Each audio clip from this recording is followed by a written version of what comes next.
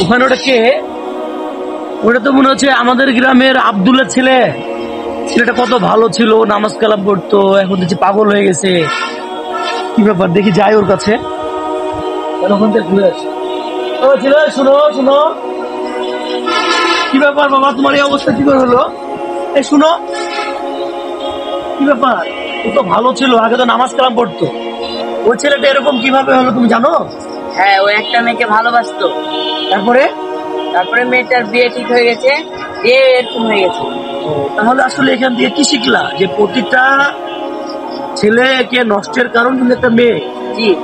আর তুমি যদি নামাজ কালামের ভিতরে থাকো, তাহলে ওইসব শয়তান গুলো তোমার কাছে ভিড়তে পারবে না। হ্যাঁ। ওরা তো মনে করো শয়তান রূপী মেয়ে মেয়ে হয়ে আসে তোমার কাছে, কিন্তু ওরা শয়তান। যদি শয়তানই না হবে তাহলে ওই মেয়েটা তোমাকে ছেড়ে যেত না। জি।